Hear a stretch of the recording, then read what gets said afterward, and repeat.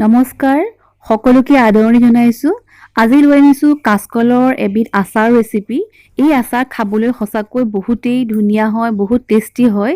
যেহেতু আমি কাচকল সদায় ভাজি কুপ্তা নাইবা পিটিকা কৰি খাওঁ এইদৰে আচাৰ বনাই খাই পাইছেনে আমিনো কেনেদৰে এই আচাৰ বনাইছো তাকে আপোনালোকৰ আগত শ্বেয়াৰ কৰিব লৈছো আশা কৰোঁ আপোনালোকে ভিডিঅ'টো ভাল পাব তেন্তে আহক দেৰি নকৰি ভিডিঅ'টো ষ্টাৰ্ট কৰোঁ এয়া মই কাচকল লৈছো আৰু এতিয়া ইয়ে কাচকলৰ মই গুটেখিনি কাচকল নলওঁ মই 5টাৰ পৰা অন্তত 6টা মান কাচকল লম তাৰ পৰা আপোনালোকৰ আগত আচাৰ বনাই দেখুৱাম মই এই কাচকলখিনি ভালদৰে আগতীয়াকৈ ধুই ললো আৰু মই মুঠতে 5টা কাচকল লৈছো আৰু গুটেকিটা কাচকলৰ যিগিটা আগমূৰ সেইগিটা ভালদৰে গুচাই লৈছো আৰু এতিয়া মই এখন কটাৰীৰ সহায়ত গুটেকিটা কাচকল এইদৰে অকিয়াই লৈছো বাকলিটোৰ ওপৰত কাৰণ যেতিয়া মই সিজাম তেতিয়া ইয়াৰ বাকলি গুচাওঁতে যাতে কোনো ধৰণৰ দিগদাৰ নহয় সহজভাৱে যাতে এৰাই আহে সেই কাৰণে মই এনেকুৱা কৰি লৈছো আৰু এখন কেৰাহী পাতিছো আৰু ইয়াত দিছো পানী যাতে কাচকল গুটেখিনি ডুব খাই যায় আৰু ভালকৈ সিজি যায় মই অন্তত 6 পৰা 7 মিনিটৰ কাৰণে এই কাচকলখিনি সিজাম আৰু তাৰ পাছত কাঢ়ি লম এয়া পানী উতলি আহিছে আৰু কাচকলৰ বাকলিখিনিও কোলা হৈ গৈছে আৰু এতিয়া আমি ইয়াক লাহেকৈ ইয়াৰ পৰা উঠাই ল'ব লাগিব আৰু ঠাণ্ডা হ'লে ইয়াৰ বাকলি গুচাই ল'ব লাগিব ঠিক ঠাণ্ডা হোৱাৰ আগে আগে আমি কাচকলৰ বাকলিখিনি এইদৰে গুচাই ল'ব লাগিব কুহুমীয়া হৈ থাকোঁতে গুচাই ল'লে আমাৰ সুবিধা হয় আৰু আগতে অকিয়াই থোৱাৰ কাৰণে বাকলিখিনি গুচাবলৈ বিশেষ দিগদাৰ হোৱা নাই খুব সহজভাৱে এৰাই গৈছে আৰু এইদৰে আমি গুটেখিনি কাচকলৰ বাকলি গুচাই ল'ম আৰু ইয়া কাচকলৰ বাকলিখিনি ওলাই গৈছে আৰু এইখিনি আমি চাটনি কৰিও খাব পাৰিম আৰু এতিয়া যিখিনি কল ওলালে তাৰ ওপৰৰ এই আহবিলাক এনেদৰে গুচাই লৈছো লৈ পেলাই ইয়াক আমাৰ হিচাপত মই মোৰ হিচাপত পিচ কৈ কাটি লৈছো যদি আপোনালোকে বেলেগ ধৰণে কাটিব বিচাৰে কৰি ল'ব পাৰে কোনো কথা নাই মই এইদৰে টুকুৰা হিচাপত এনেদৰে কলখিনি কাটি লৈছো আৰু এয়া আমাৰ কটা হৈ গৈছে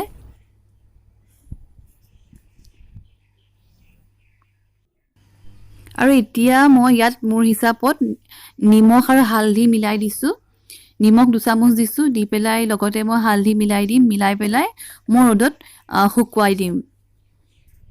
এইখিনিতে আপোনালোকলৈ মোৰ ফালৰ পৰা এটা অনুৰোধ থাকিলে যদি মোৰ আজি ভিডিঅ'টো আপোনালোকে ভাল পায় তেন্তে প্লিজ এটা সাবস্ক্ৰাইব কৰিব আৰু কাষতে থকা বেল আইকনটো ক্লিক কৰি অল বুলি প্ৰেছ কৰি দিব যাতে মোৰ পিছত যিখিনি আহিবলগীয়া ভিডিঅ' সেইখিনি আপোনালোকে সহজতে পাই যায় আৰু এতিয়া গুটি হালধিখিনি আৰু নিমখখিনি ভালদৰে কাচকল এনেকৈ মুঠি লৈছো মুঠি পেলাই অন্তত ৰ'দত শুকাবৰ কাৰণে এৰি দিব লাগিব মই এইখিনি খুব চুকা ৰ'দত 5 পৰা 6 ঘণ্টালৈকে এনেকৈ এৰি দিছো যাতে অকমান নিৰখ হৈ যায় আৰু তেতিয়া আচাৰখিনিও ভালে থাকে এতিয়া এই চামুচখনৰ জোখেৰে মই মছলা লৈছো এয়া লৈছো পাঁচফোৰণ শুকান জলকীয়া 4টা পৰা 5টা মান গোটা জিৰা আৰু এয়া লৈছো ৰেড চিলি পাউডাৰ বা কাশ্মীৰী লাল মিৰ্চ আৰু এয়া লৈছো ধনিয়া গোটা ধনিয়া আৰু এয়া লৈছো লং ইলাচি আৰু ডালচেনি মই মছলা এইখিনিয়ে লৈছো আৰু এইখিনি লৈ পেলাই গোটেই মই আচাৰটো বনাম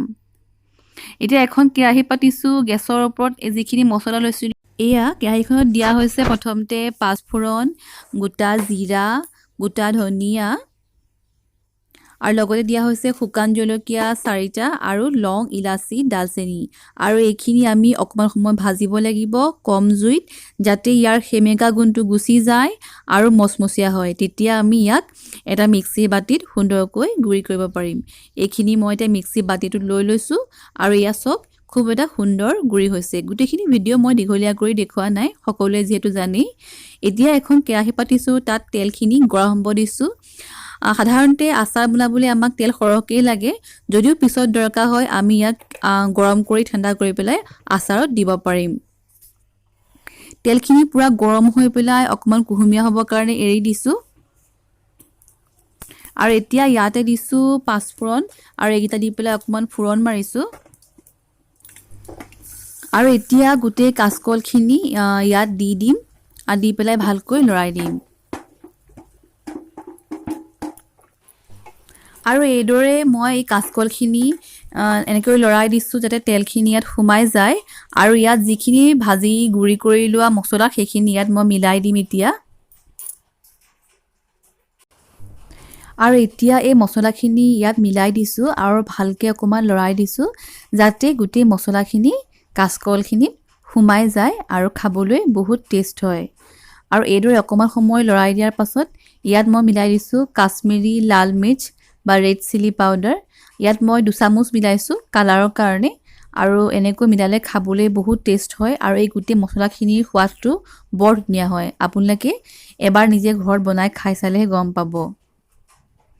আৰু এতিয়া মই অকণমান সময়ৰ কাৰণে এনেদৰে লৰাই দিম আৰু এতিয়া এই আচাৰখিনি মই কেৰাহীতে থৈ নিদিওঁ এটা বাটিত কাঢ়ি ল'ম অলপ কুহুমীয়া হোৱাৰ আগে আগে খুব ওচৰৰ পৰা দেখাই দিছোঁ আপোনালোকক কেমেৰাটোৱে ক্লোজ কৰি পেলাই